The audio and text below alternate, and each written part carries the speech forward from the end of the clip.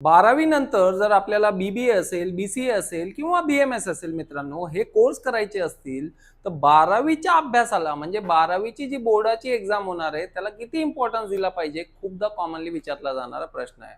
मित्रांनो, एक निश्चित आहे, की जर तुम्हाला BBA, BCA किंवा BMS या कोर्सेससाठी जायचं आहे, तर फिक्स आहे, की तुम्हाला CET म्हणजे एंट्रन्स द्यावी लागणार आहे आणि 100% जे ॲडमिशन्स आहेत, ते फक्त एंट्रन्सच्या भरोश्यावर होणार आहेत, म्हणजे एंट्रन्सच्या मार्क्सवरच होणार आहेत.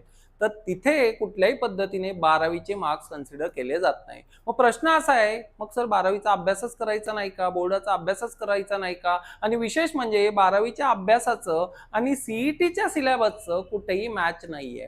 कम्प्लिटली डिफरंट सिलेबस आहे. मग 12वीचा अभ्यासच करायचा नाही का? तर मित्रांनो, उत्तर असं आहे, की 12वीत तेवढाच अभ्यास करा, तुम्हाला फर्स्ट क्लास मिळेल. डोंट रन बिहाइंड, की तुम्हाला आउट ऑफ 99 किंवा 100% तिथे मिळतील. मित्रांनो, त्या नादात असं घडू शकतं, की तुमचा CETवर त्याचा इम्पॅक्ट होऊ शकतो आणि CETत जर चांगला स्कोर झाला नाही, तर निश्चितच तुम्हाला चांगलं कॉलेज मिळणार नाही आणि चांगलं कॉलेज म्हणजेच चांगलं करिअर, पुढची दिशा जर योग्य तुम्हाला ठरवायची असेल, तर तुम्हाला CETच्या तयारीला लगेच लागलं पाहिजे आणि याच्यासाठी निश्चितच NSG अकॅडमीची मदत तुम्हाला होणार आहे. ऑनलाईन असेल, ऑफलाईन असेल किंवा रेकॉर्डेड अलॉंग विथ बुक्स मित्रांनो, बॅच आपण आपली अपकमिंग जॉईन करू शकता. त्याच्यासाठी खाली दिलेल्या नंबरवर संपर्क लवकरात लवकर करा. Thank you very much.